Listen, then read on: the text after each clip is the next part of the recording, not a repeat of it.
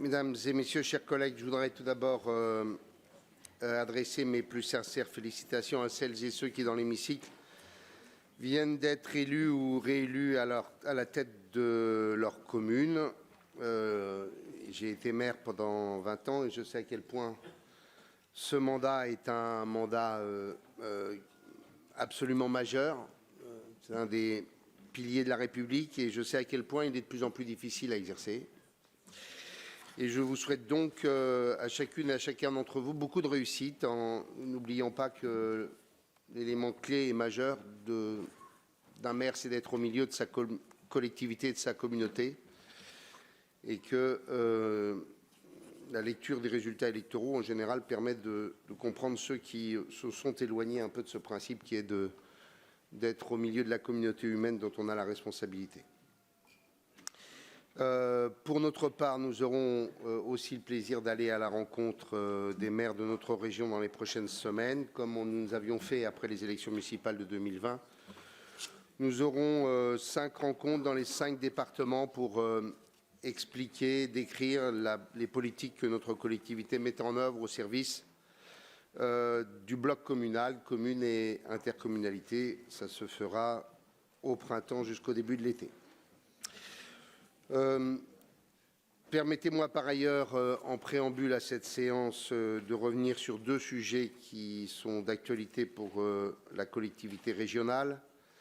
Je veux parler de la décision que nous avons prise et qui sera présentée à la commission permanente du mois d'avril sur le financement des dispositifs des investissements agricoles, sur un certain nombre de productions, de filières.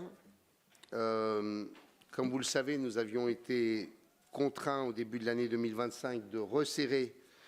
nos dispositifs de soutien aux investissements en raison d'une consommation extrêmement rapide des crédits européens dédiés, ce qui ne nous aurait pas permis d'aller jusqu'à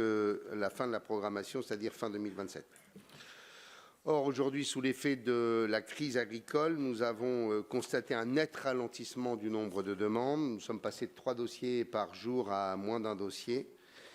Et donc, sans réévaluation de nos dispositifs, nous aurions été amenés à restituer près de 30 millions d'euros à l'Union européenne, ce qui n'est bien entendu, dont il ne serait pas acceptable. Donc, nous avons fait le choix, non pas de saupoudrer, mais de profiter de cette réduction de la consommation et donc de cette enveloppe pour repenser un certain nombre de nos dispositifs à partir d'une idée simple, celle de la souveraineté alimentaire et de l'accompagnement de l'agriculture au changement climatique, ainsi que sur la question du renouvellement des générations. Sur la souveraineté alimentaire, quand on a en tête qu'un poulet sur 2 qui est consommé en France est importé, quand on sait que sur bien des productions comme sur l'œuf ou sur le porc, il y a des besoins importants. Quand on sait que sur le légume, il y a aussi des besoins importants, nous avons donc décidé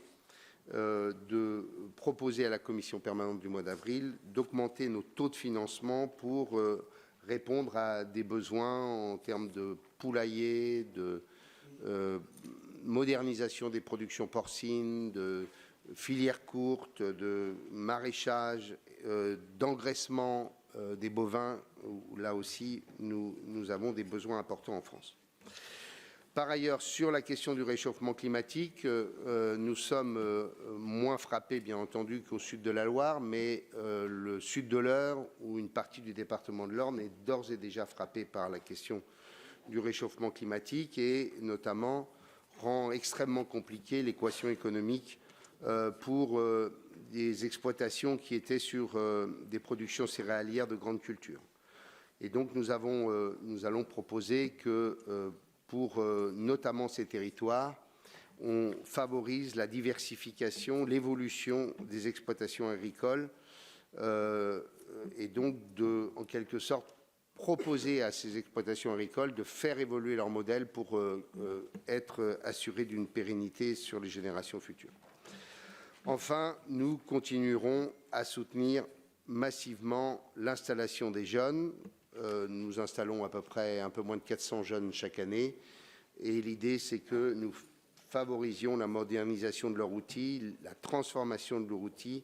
pour qu'ils puissent s'installer dans les meilleures conditions possibles. Ce travail a été mené en grande concertation avec l'ensemble des organisations professionnelles. Et donc, le 27 avril, nous vous proposerons tout cela à la commission permanente et nous ferons un bilan d'ailleurs que Clotilde fera à la prochaine plénière. Mais comme Clotilde est retenue par le congrès de la FNSEA à Caen, on a reporté ça à la prochaine session. Deuxième sujet que vous avez probablement vu dans la presse, qui est celui de la création du fonds Normandie Défense.